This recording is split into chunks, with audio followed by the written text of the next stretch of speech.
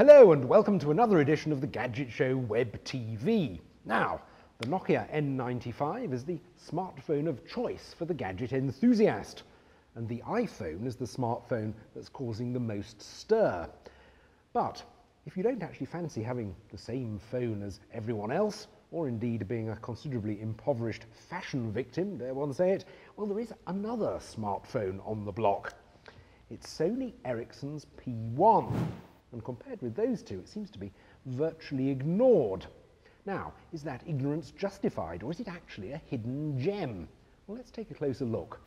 And things get off to a fairly good start. There's a 3.2 megapixel camera with autofocus, and in terms of stills quality, on balance, it's probably the equal of the one in the N95, although it's not quite as good as the N95 for video. But it's undoubtedly way ahead of the camera that's in the iPhone. The music player's pretty good too. It's got great sound quality and a brilliant FM radio with RDS. And there's a memory stick card slot in the side, so you can store endless music at up to 4 gigabytes per card. Although unlike the N95, it doesn't have a 3.5mm headphone jack. You have to use a separate adapter.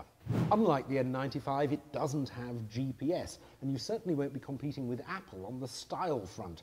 I think understated would probably be the most polite way of describing it, but it is a much more business-like effort than those two. It includes quick office software, so you can create and edit Word documents and spreadsheets, and there are loads of ways to input your text and your numbers. There's handwriting recognition on the touchscreen, or a tiny keyboard that you stab with this pin-like stylus. Then there's a QWERTY keyboard down here. This uses 2 letters per key you press on the raised sides. Sounds like a disaster, but actually works rather well. I found it was taking me several times longer to type on this than on a laptop keyboard, and it was no quicker than the finger-dabbing touchscreen of the iPhone, and only slightly quicker than boring old predictive text on the Nokia. A bit of a disappointment there then, but I may improve with practice. Though in other respects I also found the Sony rather unintuitive to use. Lots of sort of tiny problems abound. I mean, if you want to copy pictures from the internal phone memory onto the memory card, you have to create a directory first. It took me a while to find that out. Another tiny problem, as the phone's originally set up, you can only have 70 characters in your text messages. Deep inside there is a menu to change that, but it shouldn't be like that to start with. You shouldn't have to go through the hassle. One problem I couldn't solve, though, was when you set the phone up to receive push email, like you get on a BlackBerry, you can no longer sync things like your contacts with the Outlook program on your PC. You feel Sony should have thought that problem through. I wasn't wildly impressed with the supplied web browser either. They say Sony's the most popular phones in Europe for browsing the web, but the experience is nowhere near that you get from using Safari on the iPhone.